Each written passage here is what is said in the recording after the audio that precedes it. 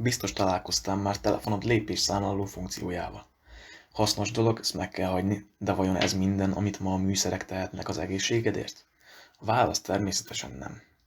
Ebből a videóból bevezetést nyerhetsz a biometrikus műszerek világába, mik is azok pontosan, van-e tovább az emberi test vizsgálatában, hogyan lehet ez befolyásolni a te mindennapi életedre, hol járnak a tudósok a technológiában, illetve felvet-e ez bármilyen dilemmát.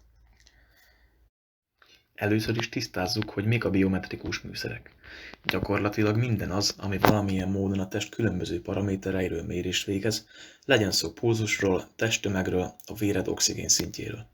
Emellett ezen alapul a biometrikus azonosítás is, akár új lenyomat, retinaszkenner vagy arcfelismerő szoftver legyen, találkozhat vele mindenki, például a mai telefonok nagy részében is. Számos előnnyel bír, ha egy-egy ilyen technológia rendelkezésünkre áll, ezek közül számunkra talán a leghasznosabb az, hogy ezen adatokat felhasználva tisztább képet láthatunk a testünkről, egészségünkről.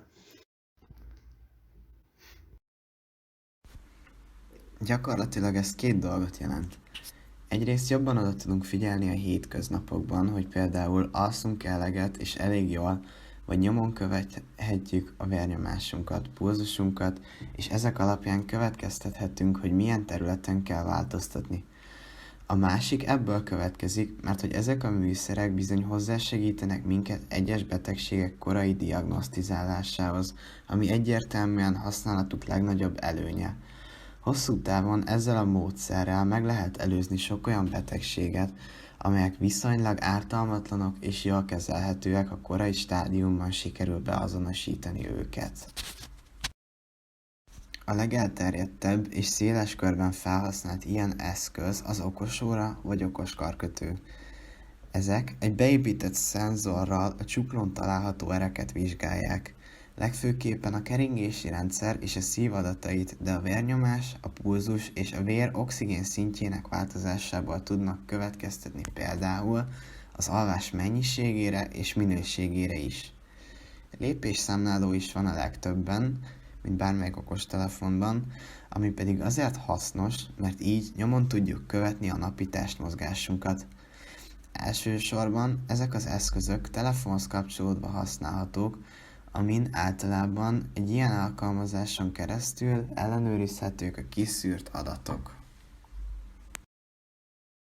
Természetesen ennek a témának is van egy árnyoldala. Ha jobban megnézzük a működési mechanizmusát, ezek a műszerek alkalmasak egy ember totális és mélyreható megfigyelésére.